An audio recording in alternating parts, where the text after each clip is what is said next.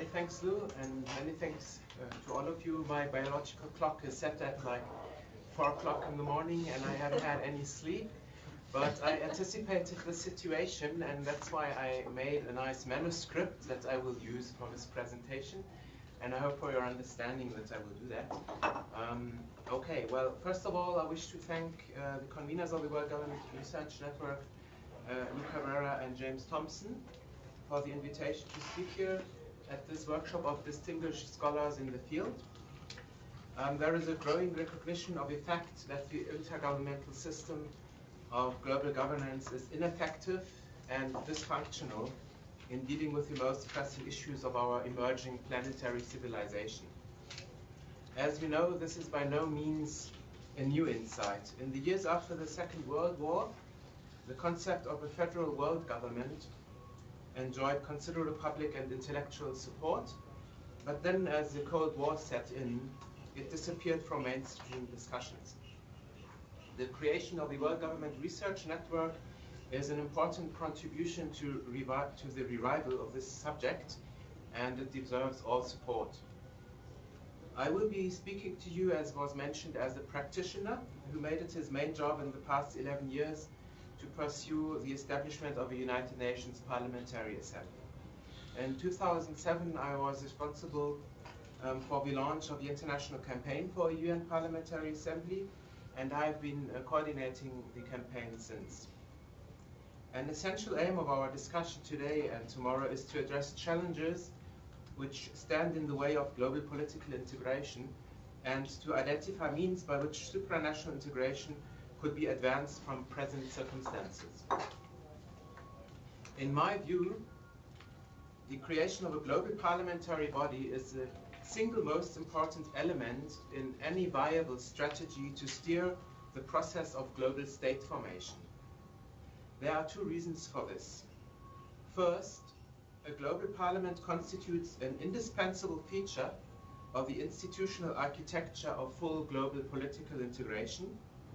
And second, a parliamentary body may also be the key force and the key cultural innovation that is required to advance successive political integration at the global scale. I will try to explain these points in more detail now. The process of world state formation, the development of supranational world governance, and possible shapes of a world government naturally involve many complex issues and different viewpoints. Nonetheless, I would like to argue that at a fundamental level, the major change that must take place is a transition from international law to world law. And the centerpiece of this transition is the World Parliament. The problem is that international law, as we have it today, actually lacks the features of what is considered the legal system. There is no generally binding system of lawmaking. There is no obligatory settlement of disputes at courts, and there are no means of enforcement. These are exactly the elements that characterize world law by contrast to international law. International law is based on intergovernmental treaties that states can optionally join or not join, whereas world law would be universally binding not only on states, but in principle also on individuals and other entities such as corporations. As Grenville Clark pointed out in 1966, the word law necessarily implies the law of the world authority, that is, law which would be uniformly applicable to all nations and all individuals in the world. The procedure, participants, and the scope of decision-making of such an authority are of primary importance. It is the design of this decision-making that determines the level of democratic inclusion, legitimacy, and accountability, as well as the effectiveness of this system. World law requires a degree of legitimacy that can only be achieved through a legislative system that includes a body that is democratically elected by the world's citizens. World law is rooted in the notion of world citizenship, which implies that all human beings are recognized as equal and that they are legal subjects with immediate duties and responsibilities. The right to vote in free and fair planetary elections for a global parliament perhaps constitutes the most emblematic expression of world law and the democratic system of world governance. The perspective prevalent in international law is national interests, whereas in world law it's a planetary interest. World law assumes the unity of humanity as a natural collective of all human beings. World law is concerned not only with individual well-being, but with the well-being and indeed the survival of the entire species and its natural habitat, the Earth.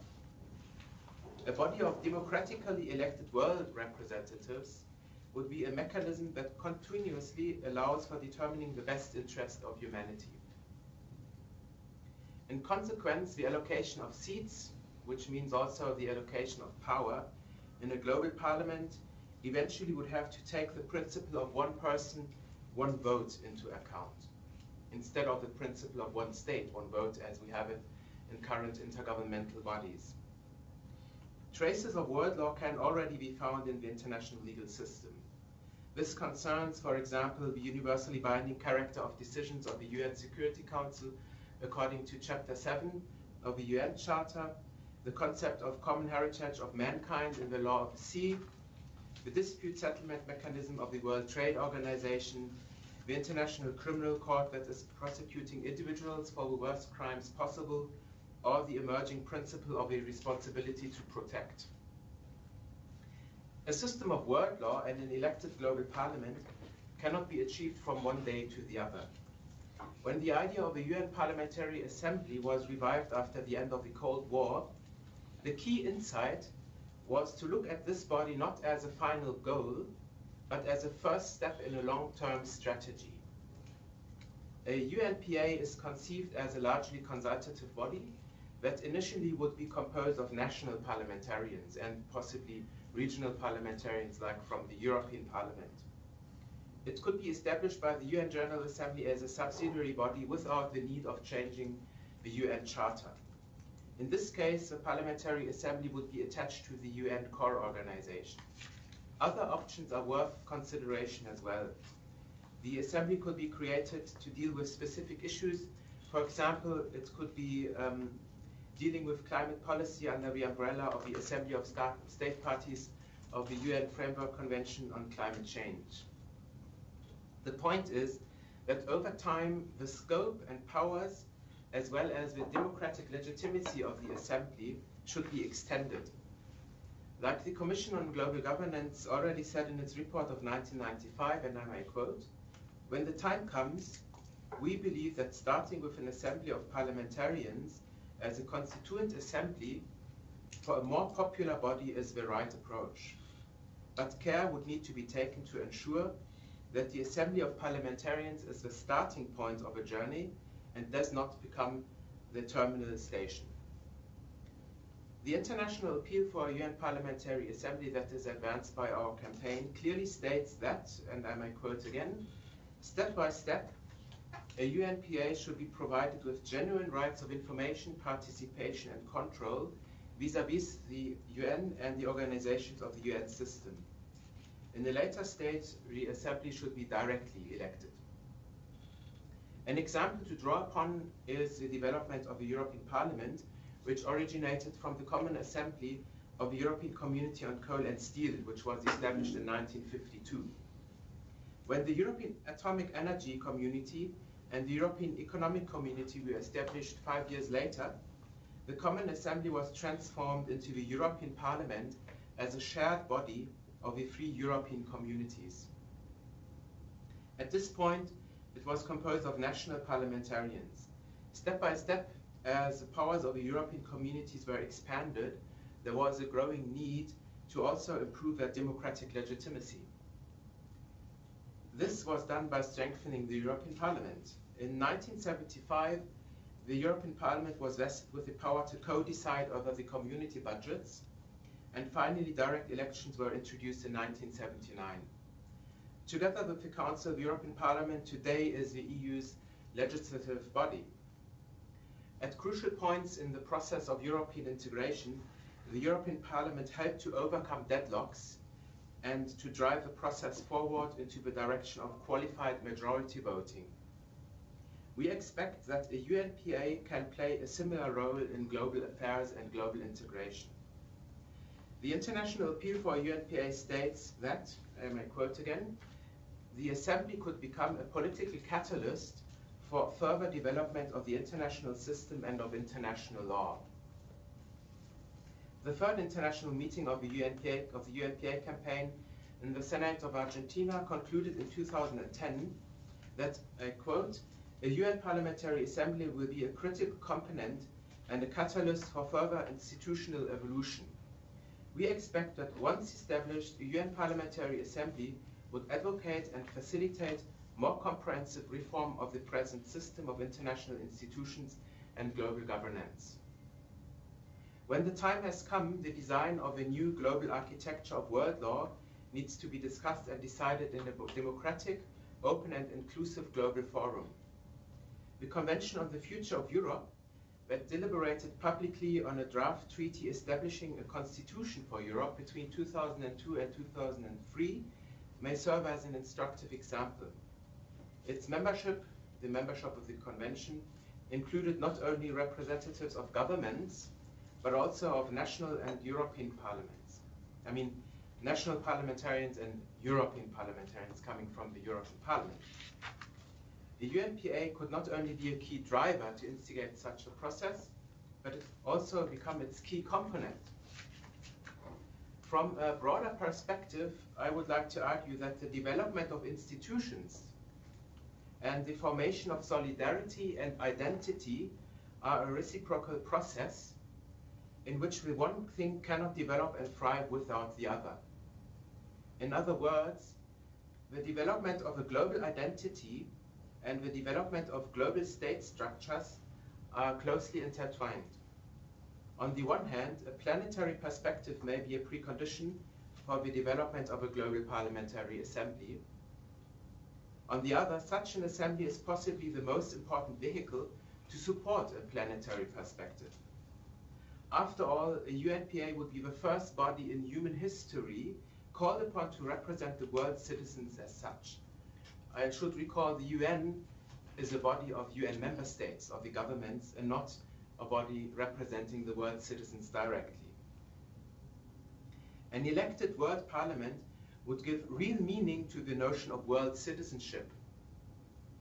Incrementally, a UNPA could help strengthen a planetary perspective in the world population, which then would create the preconditions to call for a strengthening of the UNPA itself, and so on, a reciprocal process. Now, what are the main stumbling blocks and what scenarios can we envision? Here it is important to clarify about what stage in this statue we are talking about. If it comes to the creation of a consultative parliamentary assembly, as it is pursued by the UNPA campaign, the main problem, I would like to argue, are the national elites, that is, national governments, and in particular, the bureaucrats in the foreign ministries. They are yet to be convinced to embrace the project. International surveys seem to show that sufficient popular support already exists for this initial step. Generally, the citizenship seems to be more progressive on international issues than their own governments, and this seems to apply worldwide. For instance, international opinion research carried out over the last decade shows that majorities in most countries support a strong regulation of the arms trade, an international responsibility to protect people from severe human rights abuses by their own government. They support the elimination of nuclear weapons, even in the nuclear power states. More government spending to fight hunger and severe poverty in the world, and higher priority of climate change mitigation efforts. In a poll carried out by GlobeScan on behalf of BBC in 18 countries in 2004 and 2005, that covered 61% of the world's population, on average 63% of respondents supported the creation of a new UN parliament made up of representatives directly elected by the citizens, having equal power to the current UN General Assembly.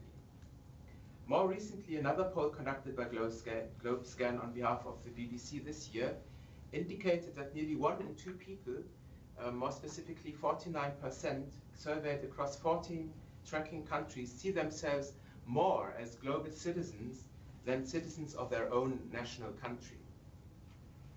If we are talking about bolder steps, namely the creation of a world parliament in distinction to a UNPA as a first step, the situation is a bit more difficult.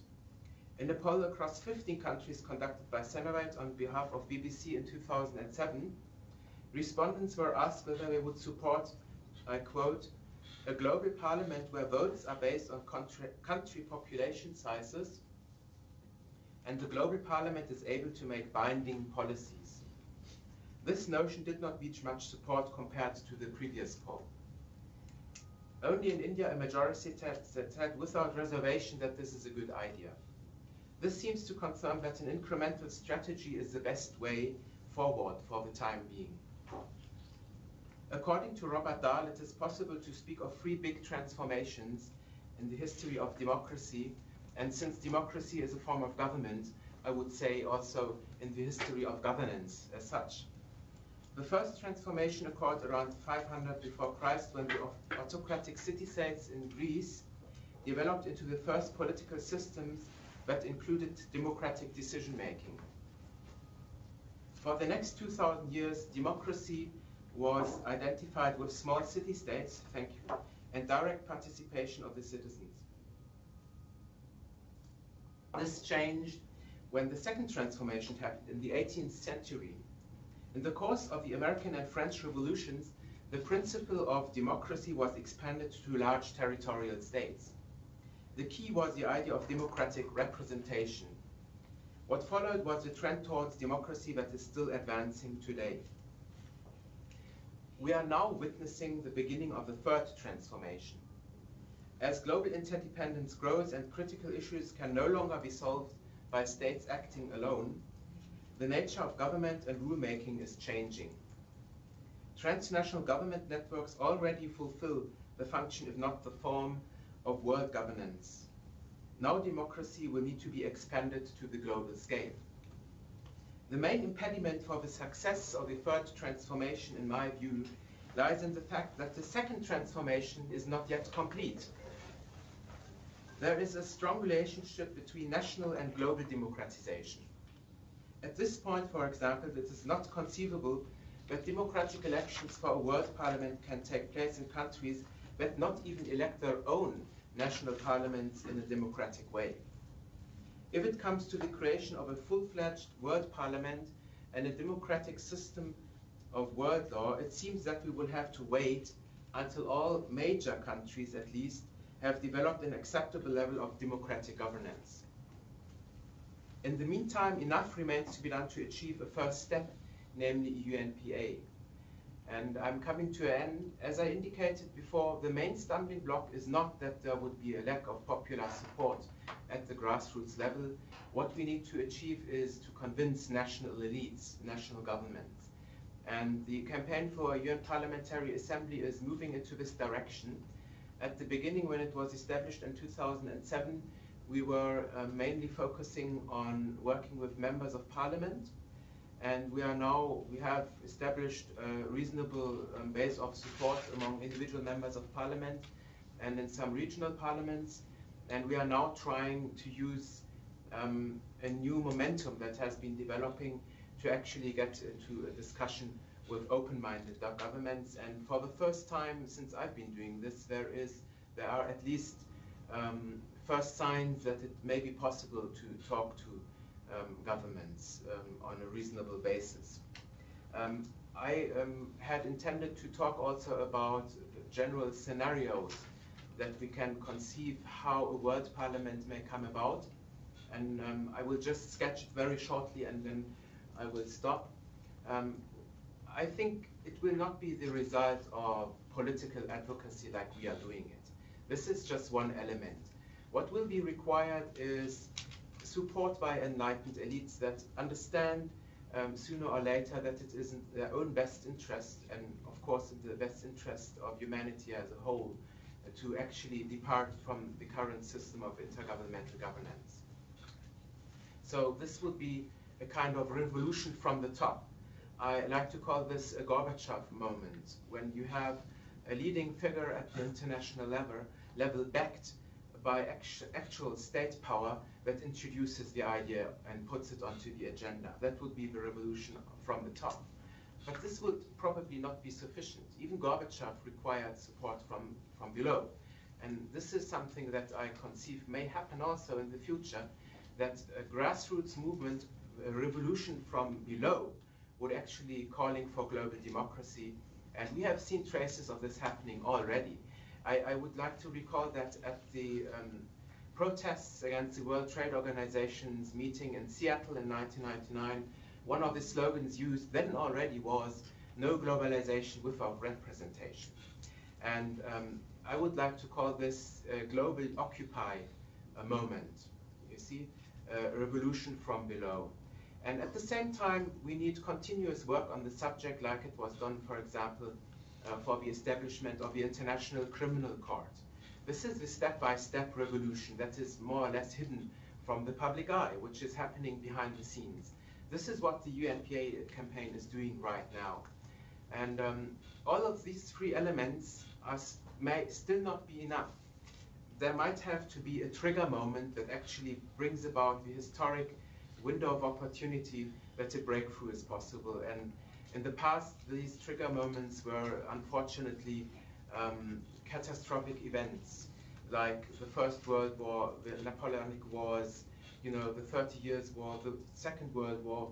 And I mean, the very reason why we are doing this is that we actually want to avert such a new catastrophe, because not much may be left if it actually happens. So we will have to appeal to human consciousness and reason that these three elements that I sketched will have to be enough to actually achieve a breakthrough.